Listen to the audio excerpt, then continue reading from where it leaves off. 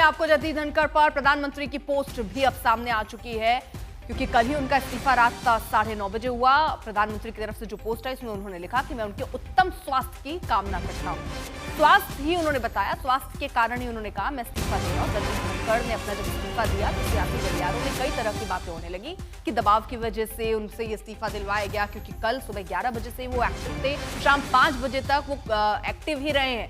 Congress party के नेताओं से उनकी शाम को मुलाकात हुई, जिसमें कांग्रेस पार्टी के नेता कह रहे हो बिल्कुल ठीक लग रहे थे, क्योंकि कल से ही मॉनसून सत्र की शुरुआत हुई। अगर इस्तीफा आप बीमारी की वजह से दे रहे थे तो पहले, यानी सत्र से पहले एक दिन पहले आप दे देते, कोई इतना सवाल नहीं उठाता, क्योंकि 20 सत्र में इस्तीफा देने वाले पहले उपराष्ट्रपति बन गए जगदीप धनखड़। हालांकि प्रधानमंत्री की पोस्ट जिसमें अच्छे स्वास्थ्य की कामना कर रहे हैं, उनका रिएक्शन आया है, ट्वीट किया उन्होंने जगदीप धनखड़ के लिए। हिमांशु हमारे साथ हमारे सहयोगी इस वक्त जुड़ चुके हैं। हिमांशु, स्वास्थ्य कारण ही बताए थे जगदीप धनखड़ ने अपने इस्तीफे को, प्रधानमंत्री उनके अच्छे स्वास्थ्य की कामना कर रहे हैं। खैर उनसे संपर्क मोदी ने जो है देखिए बिल्कुल उन्होंने कहा कि जगदीप धनखड़ जो है उनको जितनी अपॉर्चुनिटी मिली देश की सेवा करने के लिए अलग अलग उस पे संदर्भों पे उन्होंने काम किया और उनकी देश की सेवा का जो अवसर मिला था उसके लिए उनको बधाई, उनके उत्तम स्वास्थ्य की कामना करता हूँ। तो प्रधानमंत्री नरेंद्र मोदी ने जो है वो साफ शब्दों में जो है जिस तरीके से इस्तीफा स्वास्थ्य कारणों का उनके स्वास्थ्य की कामना भी की है और साथ में ये भी कहा कि उन्होंने उपराष्ट्रपति सहित कई भूमिकाओं में देश की सेवा का अवसर मिला है, उसके लिए भी वो उनका आभार जो है प्रकट किया। तो प्रधानमंत्री नरेंद्र मोदी ने भी ये साफ कर दिया है कि जिन कारणों से उन्होंने इस्तीफा दिया है वो कारण जो है स्वास्थ्य कारण है, इसलिए उनके स्वास्थ्य की कामना भी जो है वो प्रधानमंत्री नरेंद्र मोदी ने अपने ट्वीट के जरिए जो है वो की है। ठीक है हिमांशु, रहिए जरा साथ, फिलहाल अपडेट जल्दी से ये भी दे दें कि फिलहाल जो इस्तीफा था वो मंजूर कर लिया गया है 67A के तहत। दरअसल उन्होंने अनुच्छेद 67A जिसका जिक्र उन्होंने अपने इस्तीफे में किया, जिसका मतलब है कि तुरंत तत्काल प्रभाव से वो अपना इस्तीफा दे रहे हैं।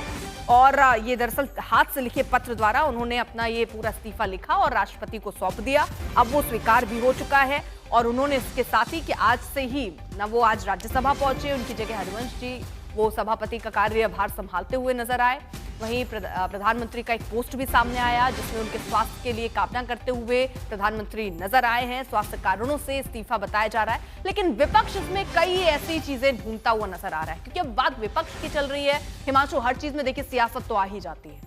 यहाँ क्या विपक्ष से ये और बड़ा मुद्दा बनाने की कोशिश करेगा क्या, कि क्या इसमें दबाव है? क्या वो ये कहना, इस तरीके का भी नरेशन ला सकता है इसमें कि जाट और जो किसान वर्ग हैं वो आहत हो सकते हैं अगर दबाव की वजह से इस्तीफा दिलाया गया है? आनन फानन में इस्तीफा क्यों, ये एक बड़ा मुद्दा बन सकता है क्या?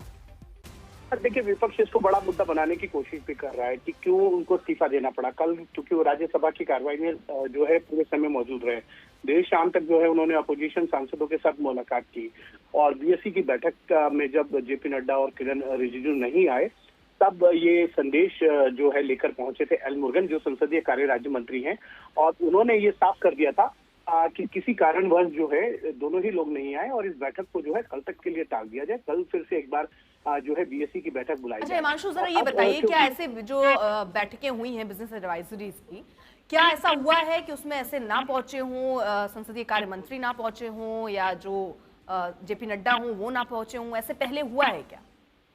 देखिए इस तरीके की कई बार घटनाएं होती हैं। अगर कोई बीएससी की बैठक जो है वो अगर तय है और उसमें अगर इस तरीके की चीज हो जाती है कि सरकार का कोई महत्वपूर्ण बैठक हो या कोई एजेंडा ऐसा आ जाए, तब बीएससी के समय को जो है बदला जा सकता है। ऐसा बहुत बार हुआ है और इसी को लेकर एल मुरुगन जो संसदीय कार्य राज्य मंत्री हैं, जो राज्यसभा में संसदीय कार्य मंत्री के अधीन जो है पूरे मामले को देखते हैं, और इसीलिए उन्होंने ये कहा कि इस बैठक को जो है कल तक के लिए टाला जाए। और उसके बाद जगदीप धनखड़ ने इस पे स्वीकृति दी और सभी जो बीएससी के सदस्य हैं उनको ये भी कहा कि इस बैठक को कल बुलाया जाएगा, कल सुबह आपको समय बता दिया जाएगा।